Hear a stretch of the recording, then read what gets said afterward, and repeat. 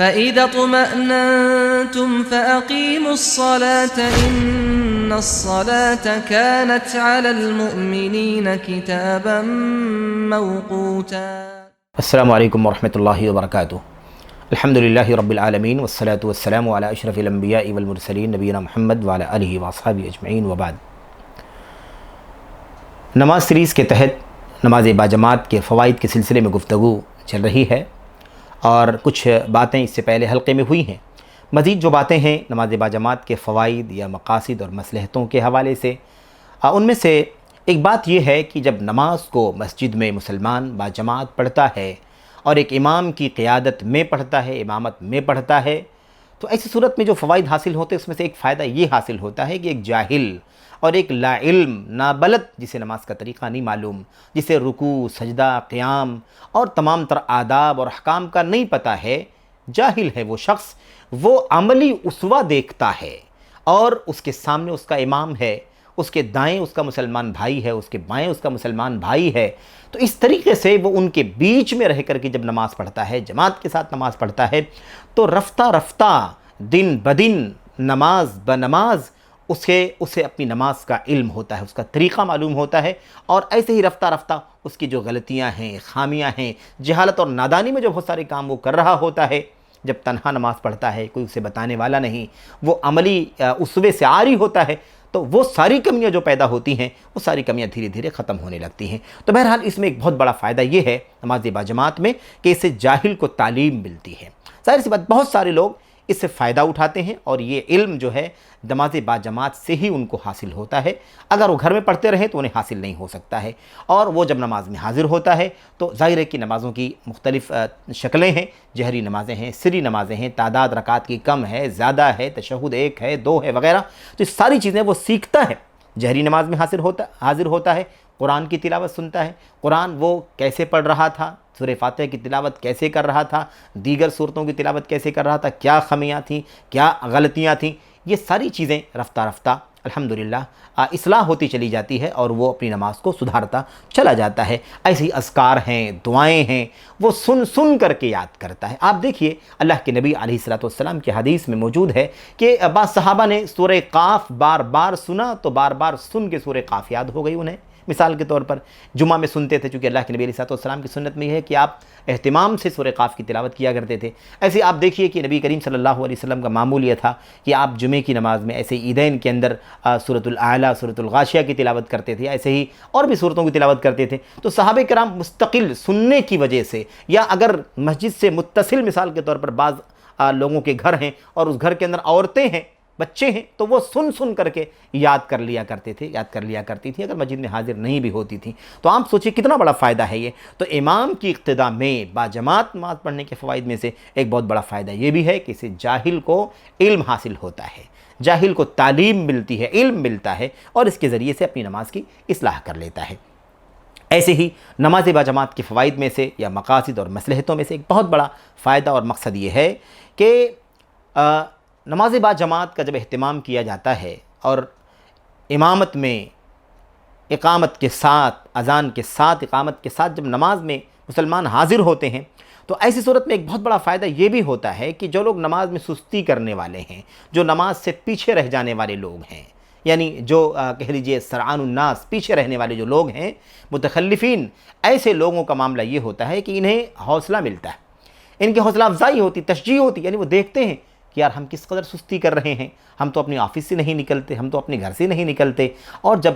جماعت کے لوگوں کو جا کر کے دیکھے گا، حیران ہو جائے گا کہ ماشاءاللہ اسی محلے کے اندر میں بھی رہتا ہوں، نماز میں کس قدر سستی کرتا ہوں، یہ دیکھو ہزاروں کی تعداد میں، سینکڑوں کی تعداد میں لوگ مسجد میں حاضر ہو کر کے بعد جماعت نماز پڑھ رہے ہیں، کس قدر منظر ہے، عظیم اور شاندار منظر کہ سب کے سب اللہ کے سامنے اس کے گھر میں اکٹھا ہو کر کے عبادت کر رہے ہیں، اور میں کس قدر ناکارہ ہوں کہ میں پیچھے رہتا ہوں، نماز میں نہیں آتا، یا سستی کرتا ہوں، یا جماعت میں پیچھے رہتا ہوں، کبھی 1 رکعت ملی، کبھی 2 رکعت ملی، کبھی نہیں ملی، اور اکثر تو نہیں آتا ہوں۔ تو ایسے شخص کو حوصلہ ملتا ہے، نماز باجماعت سے ایسے شخص کو حوصلہ ملتا ہے اور اسے رہنمائی ملتی ہے کہ نہیں، مسجد میں جماعت کے ساتھ نماز پڑھنا چاہیے۔ اور پھر جو اس کی اپنی عملی زندگی میں جو دشواریاں ہیں، مثال کے طور پر سستی ہے، کاہلی ہے، یا وہ پابندی نہیں کر پاتا ہے، یا مثال کے طور پر اسے رہنمائی جو نہیں ملتی ہے، نماز باجماعت سے اسے یہ ساری رہنمائی ملتی ہے، اور وہ سوچتا ہے کہ بھائی یہ بھی تو مسلمان ہیں، یہ بھی تو انسان ہیں، ان کے پاس بھی تو کام ہے، اس کے باوجود یہ باجماعت نماز پڑھتے ہیں، آخر میں کیوں نہیں پڑھتا، مجھے بھی پڑھنا چاہیے۔ تو یہ سب فائدے ہوتے ہیں نماز باجماعت کے، جو مسجد میں باقاعدہ نماز پڑھی جاتی ہے۔ ایسے ہی نماز باجماعت کے فوائد میں سے ایک فائدہ یہ بھی ہے کہ نماز باجماعت خصوصیت کے ساتھ 5 وقتہ جو نمازیں ہیں، جو دن اور رات میں 5 وقت اللہ عز و جل نے اپنی کتاب میں فرض کیا ہے اور اپنے نبی علیہ الصلوۃ والسلام کی زبان سے امت کو دیا ہے، اس کے فوائد میں سے ایک بہت بڑا فائدہ یہ ہے کہ اس سے امت اسلام کو آپس میں متحد رہنے کی عادت پڑتی ہے۔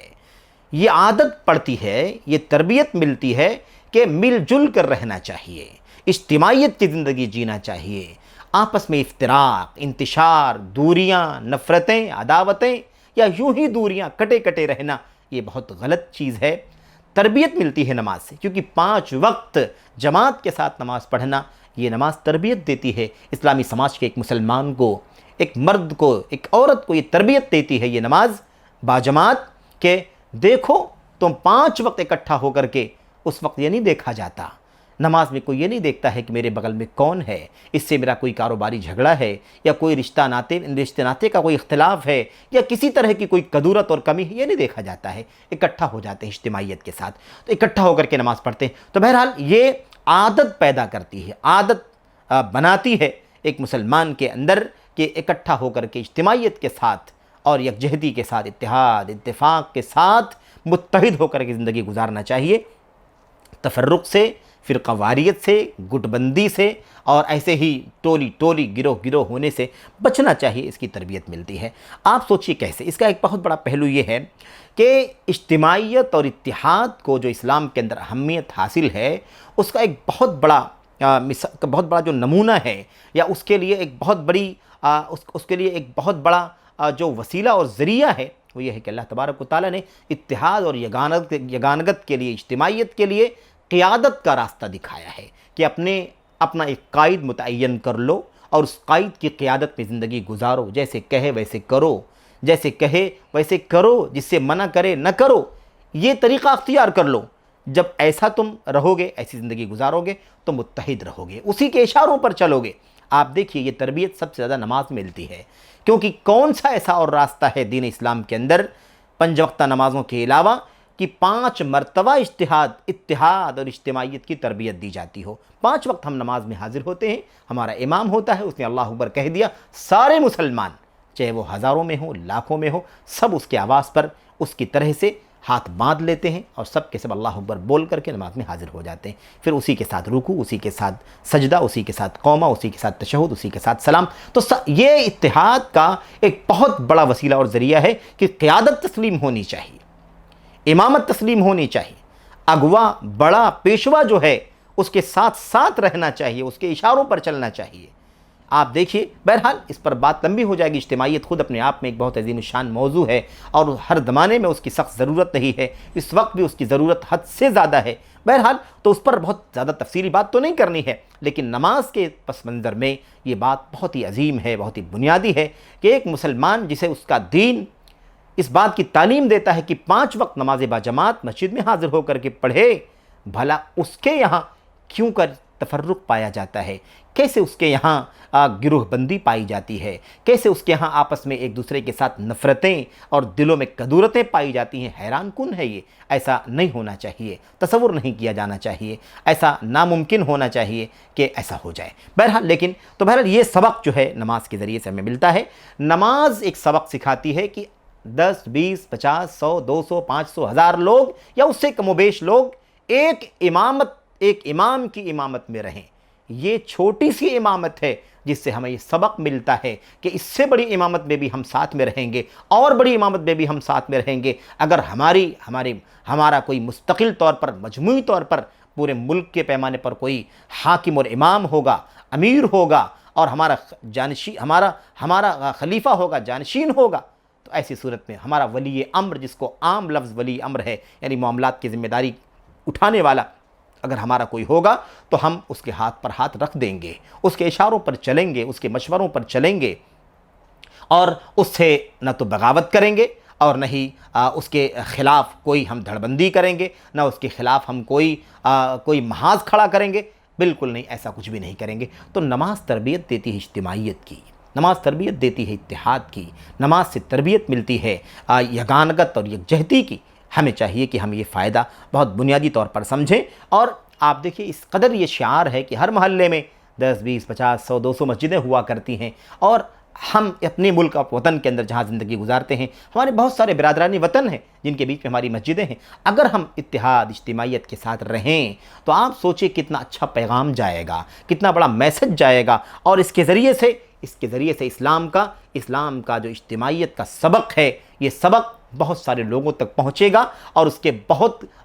کئی طرح کے فوائد جو ہیں وہ اسلام کو، مسلمانوں کو حاصل ہوں گے۔ تو بہرحال ہمیں چاہیے کہ ہم اس فائدے کو بھی سمجھیں کہ نماز باجماعت کے فوائد میں سے ایک بہت بڑا فائدہ یہ بھی ہے۔ میرے بھائیوں، اور بھی کئی ایک فوائد ہیں، ان کا تذکرہ میں آگے آپ کے سامنے انشاءاللہ تبارک و تعالیٰ کروں گا۔ اللہ سے دعا کرتا ہوں کہ اللہ عز و جل مجھے سب سے پہلے ان باتوں کو سمجھنے کی توفیق عطا فرمائے، اور سبھی لوگوں کو یہ باتیں جہاں تک پہنچ رہی ہیں سبھی کو اس پر غور کرنے کی توفیق عطا فرمائے۔ آمین یا رب العالمین۔ السلام علیکم ورحمۃ اللہ وبرکاتہ۔